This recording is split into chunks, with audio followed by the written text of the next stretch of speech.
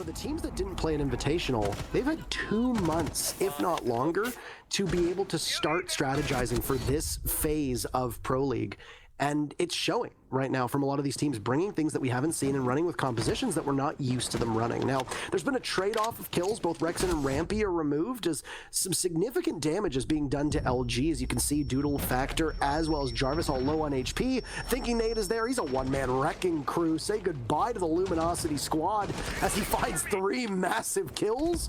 That sort of practice that SSG is showing there is indicative of where we find ourselves in the meta and their awareness of efficiency over utility. Early kill here for SSG. We hit about the half round mark and Dream's gone, just like that. Trying to hold on to Master, but not having a good go of it. Fultz will get one down in Lounge. Mark looking the wrong way. He challenges Garage, but gets away with his life. He should have been punished for that. Fultz should have at least lost HP for that aggressive angle play. But it's actually Creators who loses the HP. He's had to relocate to server, and he's going to be down. Bad timing there to be rotating. Bosco gets a Claymore kill.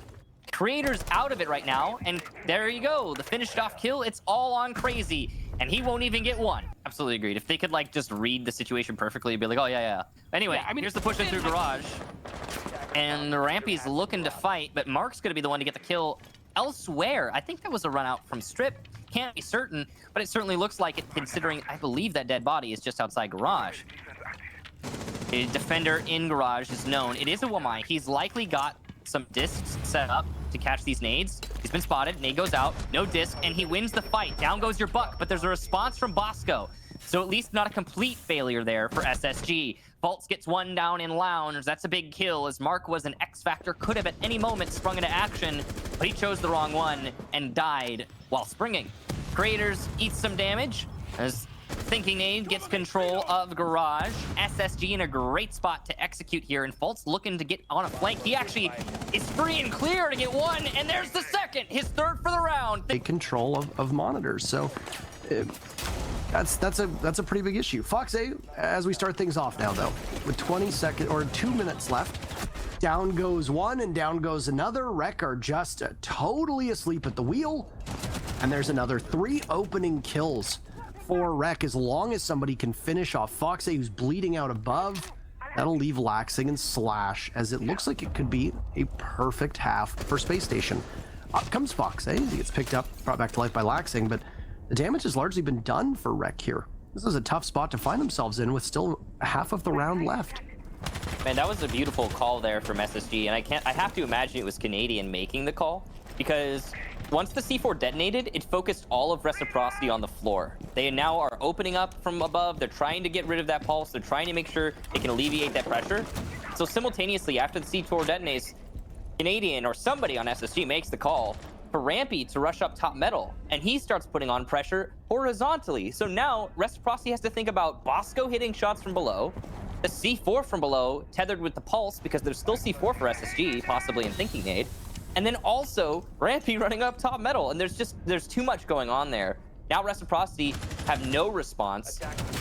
Bosco still landing his shots, and he'll get his 3rd kill from the corner of Customs. TCSG 12 again proving its validity. Thinking Nade will get Fox A, he's still roaming above. Fox A can't drone that out because he doesn't have time. And now it's all on Laxing to pick up even more kills, and well... Oh, there's the C4 from Houghton, though, and down goes Rampy. So suddenly, this is very drawable for DZ. Only a minute for SSG to use this vertical control to their advantage, but it's well established. Possibly more C4. Yeah, there's Eclipse's C4 in hand and ready to be used off of the call from Hot and Cold. You got to be careful of the Tracers coming in from service entrance as well, though. There's a lot of points of exposure here for DZ, and they're all just clumped up in the site, which makes this a very dangerous round. It's only Skies outside, really. Possibly one other. C4 goes under the bed, and it misses. That's huge. But Houghton gets Fultz as he rotates away from the C4. Also huge. DZ now in a really solid spot to lock this out in the last 30 seconds. It depends on how much HP Mint has, as Bosco will choke on those toxic fumes when they get tossed down, should he go from that angle. This cardiac sensor still putting in work as SSG looks to jump in through the kitchen window. Pushing up into courtyard is Skies. He sees one of members of SSG, but can't connect onto it. It's the Nomad, unable to get Thinking Nate in time for him to take out Mint, but the trade is still coming on in. Lots of marks, but you have to be very wary if you're SSG. C4 goes out. It doesn't go anywhere. Plant going down, and it goes off quite successfully. No, it doesn't. Oh! Goes there with 2, and it looks like he gets the 3rd. Well, unfortunately it doesn't. It just burns a little bit of time. But speaking of time, only about a minute left here. And no one's really had any engagements yet. They're just now starting to open up doors to look for footprints. And this is a bit slow. And with Alfama on the Echo, we know he's a very good Echo, as Milos likes to tout. And so if he could stay alive long enough to do something on the plant attempt, this could easily be an E United round. Well, it's very slow going, and yeah, the longer this round goes on, the more value the Echo has. The mute also very important here, as he's delaying information gathering just by having those jammers placed earlier in the round. Top 4 control for SSG, but no actual real pressure applied to the bomb site. Where's the take even going to come from? Where's Space Station trying to hit this site? What's the plan? You're hitting the 25-second mark and there's still 5 people alive? This is going to be absolute chaos. Here goes the plant, though, from Canadian. No one's watching this. Alfama needs to get on his yokais, but he doesn't see it. Bolt shuts down Alfama as he pushes into Sunrise, and Canadian's got it in a post plant now. SSG get the freest plant of this match, and now E United have to scramble to retake their own bomb site. Inside of the site, Canadian will shut down Fofo before he can get the C4 off. Yeti drops into open, and he'll get a nice angle onto the blue bar, but lose it to Canadian, who's putting up big numbers right now. Grixer shuts him down finally. 2v2, but that post plant working so well for SSG. Call out on low HP, he'll have to work it magic to win a gunfight, and this long angle from Thinking Nate, oh no, he'll shut down the cross, and there's another. SSG wins it. That's not unexpected. What would be unexpected is the dominant nature in which they win. Now it's a nice C4 there from TSM. So an aggressive play for Merc, and it'll pay off. Hello, goodbye. Sure. So long. Merc has played very aggressively on the same cache position that he was on before as the mute. You noted how much difficulty Space Station was having in being able to assess control and then push in from there. They eventually got it after Merc got a kill on Rampy and then fell off. The one thing that will really work now in TSM's favor is you are hindered by where you can return to the site in a post plant by an operator like Nomad. It is very unlikely that Thinking Nate was able to do any establishing of his position and get any of those air jabs down. He likely died with full utility, and because of that, you don't have to worry too much about where they're going to be coming from, or rather, where you are going to be returning to the site from. C4 dodged by both Canadian and Rampy. Good teamwork, and there will go the wall into Throne Room. They're trying to take out the Maestro Cam. That's Fultz's job. Unsure if he got it, but at least his Ash Charge will land.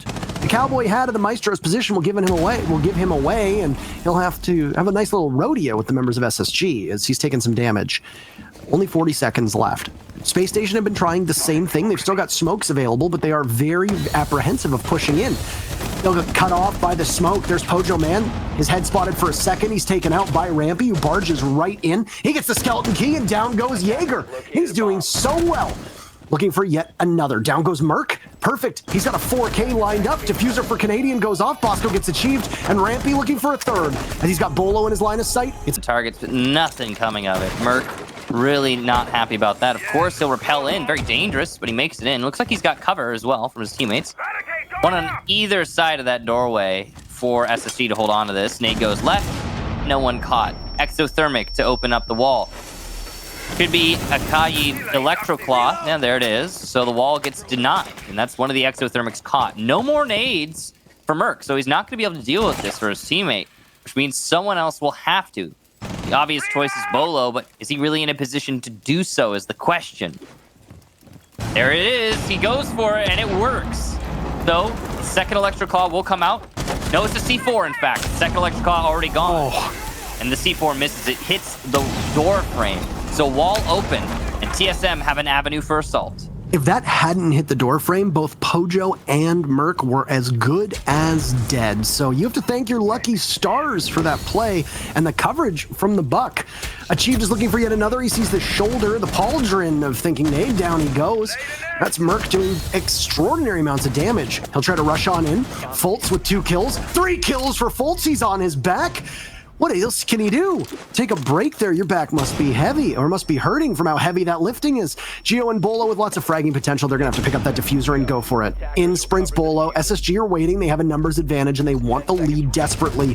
Trying to toy with the angles to dare Gio into a reflex contest. Diffuser goes down successfully, but Rampy is better than Gio, leaving Bolo now in a 1v3. He's going to get shot from multiple angles. 4 kills from Fultz. A 3v0. A celebratory slap comes in from Bosco, and the lead